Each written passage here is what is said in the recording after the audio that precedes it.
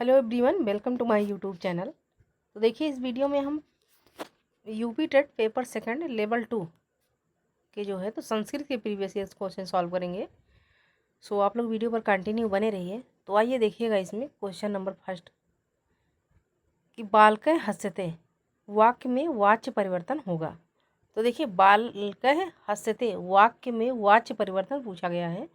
तो देखिए, इसका जो है वाक्य परिवर्तन हो जाएगा बालकाः हसन्ति, यानी ऑप्शन नंबर ए जो है इसका राइट आंसर हो जाएगा। अब देखिएगा कि बालकः हस्यते वाक्य में वाच्य परिवर्तन निर्दिष्ट विकल्पों में बालकाः हसन्ति होगा, जबकि बालकाः हसति का वाच्य परिवर्तन बालके हस्यते हो जाएगा। और इसी तरह बालिका हसति का वाच्य परिवर्तन तो बालिकया हस्यते हो जाएगा, यानी इसका राइट आंसर देखिए हो जाएगा तो ऑप्शन नंबर ए।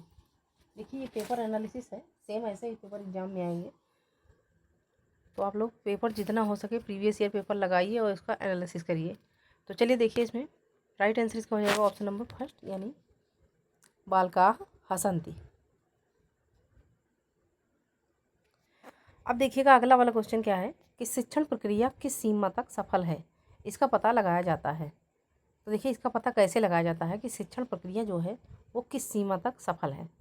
तो देखिए, पहला वाला ऑप्शन दिया गया है कि मूल्यांकन से, उसके बाद में है समाज से, प्रधानाचार से, या इनमें से कोई नहीं, या इनमें से किसी से नहीं।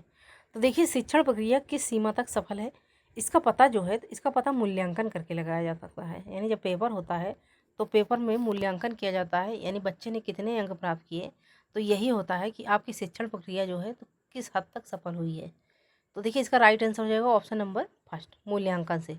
अब देखिए कि शिक्षण प्रक्रिया की सफलता मूल्यांकन पर आधारित होती है और मूल्यांकन से ही शिक्षण की प्रकृति एवं प्रवृत्ति का भास होता है।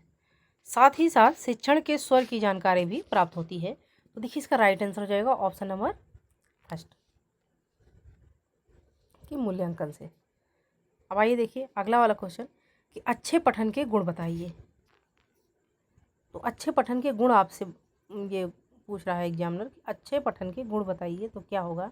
तो देखिए, मनुस्मृति में, या याज्ञवल्क्य में, शिक्षा में, या अर्थशास्त्र में, या निरुक्त में। तो देखिए, अच्छे पठन के गुण पूछा जा रहा है आपसे।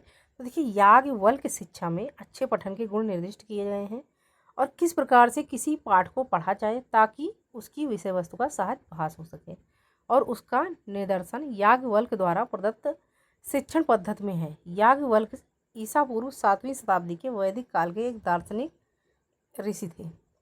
याज्ञवल्क्य जो थे तो ये 7वीं शताब्दी के वैदिक काल के एक दार्शनिक ऋषि थे, और आप वैदिक साहित्य में शुक्ल यजुर्वेद की वाजनसेयी शाखा के दृष्टा हैं तथा बृहदारण्यक उपनिषद इनकी महत्वपूर्ण रचना है।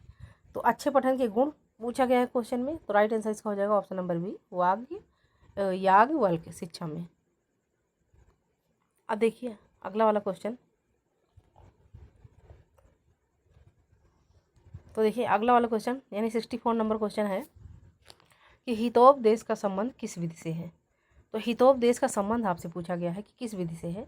तो ऑप्शन नंबर ए है सूत्र विधि, कहानी विधि, कथन विधि, भाषण विधि, या उपर्युक्त सभी। तो हितोपदेश का संबंध पूछा गया है, तो देखिए इसका राइट आंसर हो जाएगा ऑप्शन नंबर बी कि कहानी कथन विधि से है। देखिए, हितोपदेश जो है तो ये नारायण पंडित की रचना है। किसकी रचना है?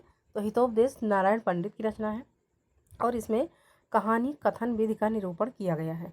पंडित नारायण ने पंचतंत्र तथा अन्य नीति के ग्रंथों की मदद से हितोपदेश नामक इस ग्रंथ का सृजन किया। तो हितोपदेश का संबंध किससे है? तो इसका सही उत्तर हो जाएगा कहानी और कथन विधि से। सो बी इज राइट आंसर। अब आइए देखिए 65 नंबर क्वेश्चन कि संस्कृत शिक्षण में कठिन उच्चारण वाली ध्वनियों के लिए सर्वाधिक महत्वपूर्ण है। तो संस्कृत शिक्षण में पूछा गया है कठिन उच्चारण वाली ध्वनियों के लिए सर्वाधिक महत्वपूर्ण क्या है। तो देखिए, पहला वाला ऑप्शन दिया गया है कि सक्रियता का सिद्धांत है, या क्रमबद्धता का सिद्धांत है, या फिर अभ्यास का सिद्धांत है, या इनमें से कोई नहीं। तो इसका राइट आंसर हो जाएगा कि संस्कृत शिक्षण में कठिन उच्चारण वाली ध्वनियों के लिए सर्वाधिक महत्वपूर्ण जो होगा वो अभ्यास का सिद्धांत होगा। यानी आप जितनी बार अभ्यास करेंगे उतनी बार जो है आपके लिए जो है आसान हो जाएगा, वो शब्द जो है आसान हो जाएगा, या फिर वह पाठ आसान हो जाएगा। तो सबसे सही तरीका है पढ़ने का तो अभ्यास का सिद्धांत जो है ये राइट आंसर हो जाएगा। यानी संस्कृत शिक्षण में कठिन उच्चारण वाली ध्वनियों के लिए तो सर्वाधिक महत्वपूर्ण अभ्यास का सिद्धांत है। निरंतर शब्दों के उच्चारण अभ्यास से वाक्य गत दुर्बोधता तथा सहजता में बदल जाती है। तो राइट आंसर इसका हो जाएगा ऑप्शन नंबर सी। अब देखिए अगला वाला क्वेश्चन कि अर्थ समझते हुए वैदिक मंत्रों के सस्वर पाठ को कहा जाता है। तो बताइएगा भाई कि अर्थ समझते हुए वैदिक मंत्रों के सस्वर पाठ को क्या कहा जाता है। तो देखिए इसका राइट आंसर हो जाएगा पारायण विधि। बाकी ऑप्शन में सूत्र विधि, वाद विवाद विधि, उपर्युक्त सभी दिया गया है, लेकिन सही उत्तर क्या हो जाएगा तो पारायण विधि। अब देखिए अर्थ समझते हुए वैदिक मंत्रों के सस्वर पाठ को हम पारायण विधि कहते हैं। So right answer option number first. अब अगला वाला क्वेश्चन है कि हरस इधन सेते में संधि किस सूत्रानुसार होगी। तो हरस इधन सेते पूछा गया है, इसमें संधि जो है तो किस सूत्रानुसार होगी। तो देखिए इसका सही उत्तर हो जाएगा कि हरिस धन सेते में स्तोह चुना चुह सूत्र के उच्चारण अनुसार संधि होगी। तत् धन टीका, जैसे तट टीका, इसमें क्या हो जाएगा उष्टुत्व संधि का उच्चारण होगा, और वगीसा में जसत्व संधि का उच्चारण होगा। तो हरस धन सेते में पूछा गया है किस सूत्रानुसार जो है संधि किस सूत्रानुसार होगी। तो देखिए इसका सही उत्तर हो जाएगा स्तोह धन चुना चुह। सही उत्तर ऑप्शन नंबर ए जो है इसका राइट आंसर हो जाएगा। अब देखिएगा अगला वाला क्वेश्चन है कि पूर्व पदार्थ प्रधान होता है। पूर्व पदार्थ जो है तो कहाँ प्रधान होता है, यानी किस समास में प्रधान होता है। तो देखिए कि पूर्व पदार्थ प्रधान होता है तो ये होता है अव्ययी भाव समास में। अव्ययी भाव समास में पूर्व पदार्थ प्रधान होता है, अर्थात जिसमें पूर्व पद की प्रधानता होती है और सामासिक व समास पद अव्यय होता है, वहाँ अव्ययी भाव समास होता है। जैसे यथा विधम, यथाक्रम, यथा साध्यम तथा याव जीवनम आदि। सो सही उत्तर इसका हो जाएगा ऑप्शन नंबर डी।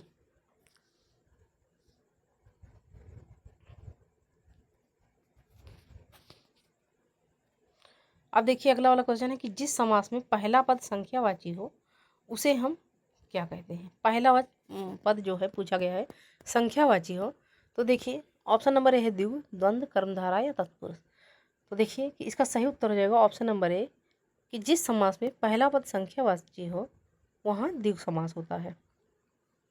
अब इसके दो भेद होते हैं, पहला है समाहार द्विगु और दूसरा है उत्तर प्रधान द्विगु। अब समाहार का अर्थ है समुदाय या इकट्ठा होना तथा समेटना आदि। So right answer option number A. अब आइए देखिए अगला वाला क्वेश्चन है 70 नंबर क्वेश्चन है कि पुटपाक प्रतीकासो और रामस्य करुणो रसः किस कवि से संबंध है। तो देखिए पुटपाक प्रतीकासो रामस्य करुणो रसः पूछा गया है कि किस कवि से संबंध है।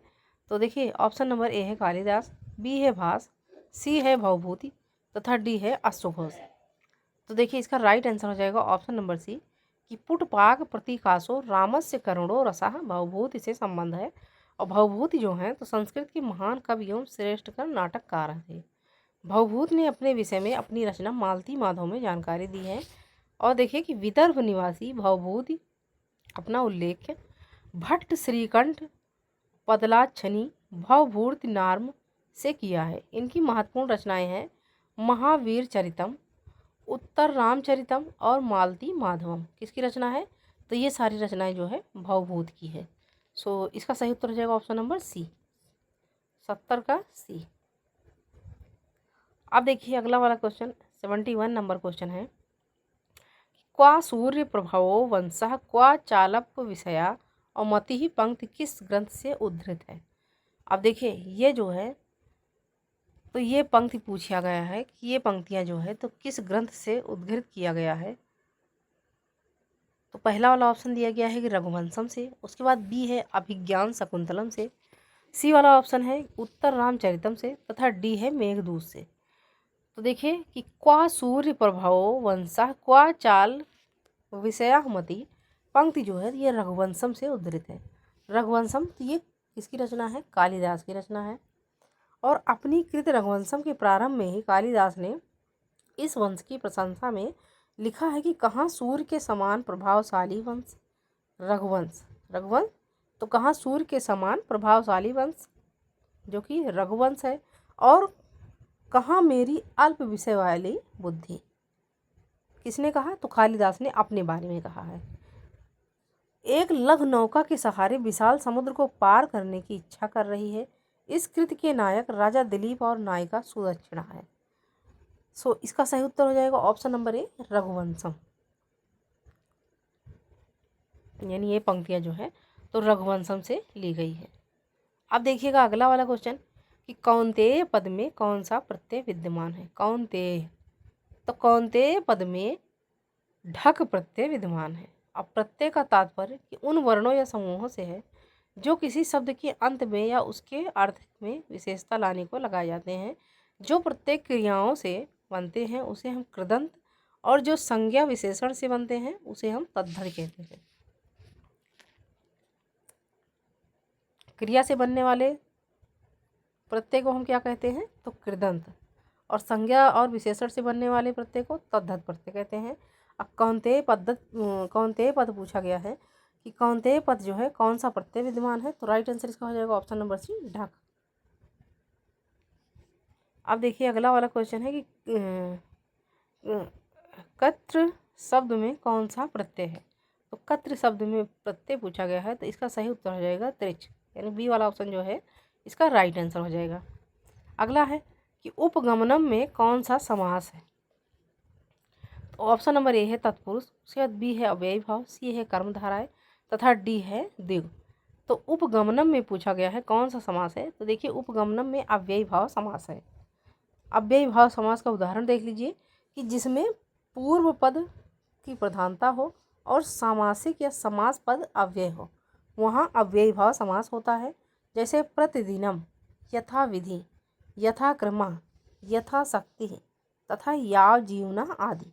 तो उपगमनम में आपसे पूछा गया है कि कौन सा समास है? सो इसका राइट आंसर हो जाएगा ऑप्शन नंबर बी कि अव्ययी भाव समास है। अब देखिए अगला वाला क्वेश्चन है कि कीर्तार्जुनीयम में अर्जुन भगवान शंकर से किस अस्त्र की प्राप्ति करते हैं? तो देखिए कीर्तार्जुनीयम में पूछा गया है कि अर्जुन ने भगवान शंकर से किस अस्त्र की प्राप्ति की है? तो पाशुपत, चक्र, गदा या इनमें से कोई नहीं। देखिए कीर्तार्जुनीयम में अर्जुन भगवान शंकर से पाशुपत अस्त्र की प्राप्ति करते हैं।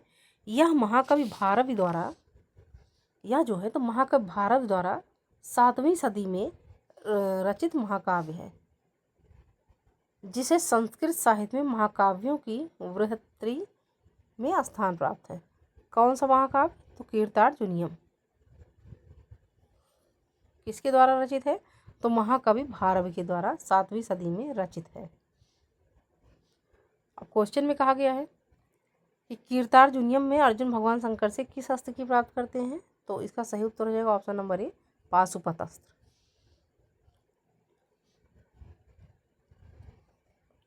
अगला वाला क्वेश्चन देखिए कि उत्तर रामचरितम कृति है।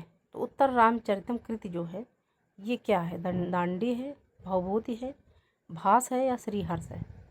तो देखिए उत्तर रामचरितम ये कृति जो है तो ये हो जाएगा भवभूति, यानी इसका राइट आंसर हो जाएगा ऑप्शन नंबर बी कि उत्तर रामचरितम जो है तो भवभूति की रचना है और यह नाट्य कला की अद्वितीय रचना है। इसमें 7 अंग हैं। इसकी कथा वस्तु रामायण के उत्तर काल पर आधारित है। सो इसका राइट आंसर देखिए क्या हो जाएगा ऑप्शन नंबर बी। अगला वाला क्वेश्चन देखिए कि अंतस्थ वर्ण है। तो अंतस्थ वर्ण बताइए कौन सा है? तो देखिए इसमें अंतस्थ वर्ण पूछा गया है। तो देखिए अंतस्थ वर्ण जो है यारा लावा जो है तो ये अंतस्थ वर्ण है।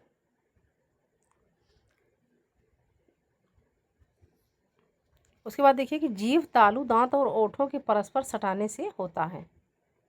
अंतस्थ वर्ण जो है जैसे कि यारा लावा तो किसके सटाने से होता है? जीभ, तालु, दांत और ओठों के परस्पर सटाने से होता है, किंतु कहीं भी पूर्ण स्पर्श नहीं होता है।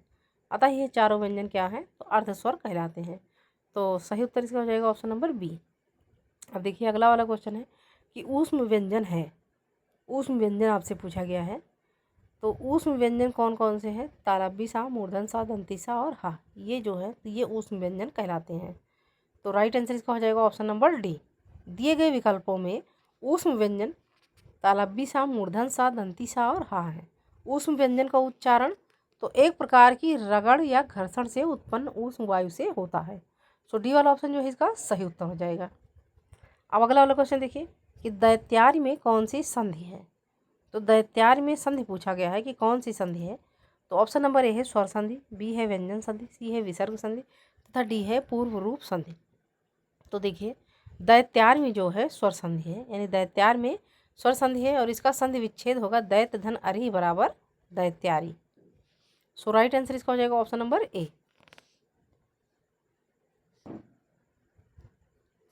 अब देखिए अगला वाला क्वेश्चन है कि नायिका का संधि विच्छेद है। तो नायिका का संधि विच्छेद आपसे पूछा गया है कि देखिए तो नायक का संधि विच्छेद नय धन अकह होगा यदि ए आए ओ आओ के पश्चात कोई स्वर आए तो ए का आय का आय, ओ का आओ तथा औ का आओ हो जाता है। इसके अन्य उदाहरण हैं गय धन अकह बराबर गायिका, पो धन इत्र बराबर पवित्र, ने धन अन बराबर नयन तथा से धन अन बराबर शयन आदि।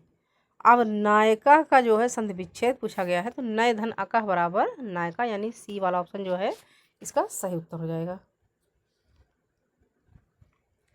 अब आइए देखिएगा अगला वाला क्वेश्चन कि अक्षणा काढ़, इसमें अक्षणा शब्द के साथ तृतीय विभक्ति इस सूत्र में प्रयुक्त है। तो अक्षणा काढ़, इसमें अक्षणा शब्द के साथ पूछा गया है कि तृतीय विभक्ति इस सूत्र में प्रयुक्त है। तो देखिए इसका सही उत्तर हो जाएगा ऑप्शन नंबर बी कि येनांग विकारः। येनांग विकारः जो है तो अक्षणा काढ़, इसमें अक्षणा शब्द के साथ तृतीय विभक्ति येनांग विकारः सूत्र से प्रयुक्त है। यानी येनांग विकार का शाब्दिक अर्थ होता है जिस अंग में विकार यानी विकृत हो या कोई गड़बड़ी हो, अतः अंग विकृत अवस्था होने पर उसमें तृतीय विभक्ति होगी। अन्य उदाहरण है पदेन खंजा, कर्णेन बधिरा, हस्तेन खंजा आदि। तो इसका राइट आंसर हो जाएगा ऑप्शन नंबर बी। अगला वाला क्वेश्चन देखिए कि पर अस्मयपदी देने के अर्थ में दा धातु से प्रथम पुरुष बहुवचन में रूप बनेगा। तो देखिए पर अस्मयपदी देने के अर्थ में जो है तो दा धातु से प्रथम पुरुष बहुवचन में जो रूप बनेगा वो बनेगा ददति, यानी पर अस्मयपदी देने के अर्थ में दा धातु से प्रथम पुरुष बहुवचन का रूप जो बनेगा तो वो ददति होगा। दा धातु के प्रथम पुरुष के रूप इस प्रकार चलते हैं ददाति, दत्तः, ददति। So right answer option number C. अब देखिए अगला वाला क्वेश्चन है कि द्व्यधिक पंचशतम किस संख्या का वाचक है। तो द्व्यधिक पंचशतम पूछा गया है कि ये किस संख्या का वाचक है। तो देखिए इसका राइट आंसर हो जाएगा 502, यानी ऑप्शन नंबर डी जो है इसका सही उत्तर है। द्व्यधिक पंचशतम 502 संख्या का वाचक है, जबकि 25 तो 25 को कहते हैं संस्कृत में पंचविंशति, 52 को तो द्विपंचाशत और 50 को 50 का वाचक है। सो इसका सही उत्तर हो जाएगा option number D. 83 number question हो गया। अब देखिए 7 क्वेश्चन और बचा है, यानी 84 से लेकर के 90 तक के। अब अगला वाला क्वेश्चन देखिए कि जल निधि पद का पर्याय शब्द क्या है। जल निधि शब्द का पर्याय पूछा गया है तो मेघा है, चंद्रा है, समुद्रा है या फिर मत्स्य है। तो देखिए जल निधि शब्द पद का पर्याय जो होगा तो इसका सही उत्तर हो जाएगा समुद्रा। समुद्रा जो है तो जल निधि पद का पर्याय होगा। और इसका अन्य पर्याय जो है, इसका अन्य पर्याय शब्द जो है तो जल निधि, वारधि, नीर निधि, जलधि, सिंधु, वारिधि, उदधि, वारिस, उदधि, पयोधि आदि, यानी समुद्र के पर्यायवाची हैं ये सब। सो राइट आंसर इसका हो जाएगा ऑप्शन नंबर सी। अगला वाला क्वेश्चन देखिए नदी शब्द में सप्तमी विभक्ति एक वचन में रूप होगा। तो देखिए नदी शब्द में सप्तमी विभक्ति में एक वचन रूप होगा नद्याम, नद्यः, नद्यो, नद्या, नद्यम, नद्यो, नद्यान। देखिए ऐसे ही जो है इसका रूप है, यानी नद्यः, नद्यो, नद्या, तो ये प्रथम है, प्रथमा विभक्ति। लेकिन आपसे सप्तमी विभक्ति पूछा गया है कि सप्तमी विभक्ति का एक वचन जो होगा तो वो देखिए नद्याम हो जाएगा। राइट आंसर इसका हो जाएगा ऑप्शन नंबर सी। अब देखिए अगला वाला क्वेश्चन है कि अशुद्ध वाक्य का चयन की। अशुद्ध वाक्य का चयन इसमें करना है कि रामम बिना जीवंत नोत्सहे। रामेण बिना जीवंत नोत्सहे या रामस्य बिना जीवंत नोत्सहे। तो देखिए इसका सही उत्तर हो जाएगा ऑप्शन नंबर डी कि दिए गए विकल्पों में अशुद्ध रामस्य बिना जीवंत नोत्सहे, यानी डी वाला ऑप्शन जो है इसका सही उत्तर हो जाएगा। अब अगला वाला क्वेश्चन है कि बृहत्तयत्री में नहीं गिना जाता है। तो बृहत्तयत्री में क्या नहीं गिना जाता है? रघुवंशम, कीर्तार्जुनियम या नैषधीय चरितम या शिशुपाल वधम। तो दिए गए विकल्पों में देखिए कि बृहत्तयत्री के अंतर्गत रघुवंशम नहीं आता है, जबकि कीर्तार्जुनियम, नैषधीय चरितम और शिशुपाल वधम जो है तो बृहत्तयत्री के अंतर्गत आ जाता है। इसी प्रकार लघुयत्री भी है, और लघुयत्री के ग्रंथ कौन से हैं? मेघदूत, कुमार संभवम तथा रघुवंशम। ये सारे ग्रंथ जो हैं तो लघुत्रयी के ग्रंथ हैं। अगला वाला क्वेश्चन देखिए कि राजा दिलीप की पत्नी का नाम क्या था। तो देखिए राजा दिलीप की पत्नी का नाम सुदक्षिणा है। क्या नाम है? तो राजा दिलीप की पत्नी का नाम सुदक्षिणा है और राजा दिलीप की गो सेवा इतिहास प्रसिद्ध है। पुत्र प्राप्त के लिए उन्होंने यह व्रत धारण किया था, जिसमें उन्हें कठिन परीक्षा देनी पड़ी, अंततः सफल भी हुए। तो राजा दिलीप की पत्नी का नाम क्या है? तो सुदक्षिणा है। So right answer option number B. अगला वाला क्वेश्चन देखिए कि लता कुंजम और गुंजम दलिपुंजम चपलयम में अलंकार है। तो लता कुंजम, गुंजनम, दलिपुंजम और चपलयम में अलंकार आपसे पूछा गया है। तो देखिए इसका सही उत्तर हो जाएगा ऑप्शन नंबर बी कि लता कुंजम, गुंजनम, दलिपुंजम, चपलयम में अनुप्रास अलंकार है। जबकि कविता में एक या कई व्यंजनों की आवृत्ति हो, चाहे स्वर असमान हो, तो वहाँ पे अनुप्रास अलंकार होगा। सो देखिए बी वाला ऑप्शन जो इसका सही उत्तर हो जाएगा।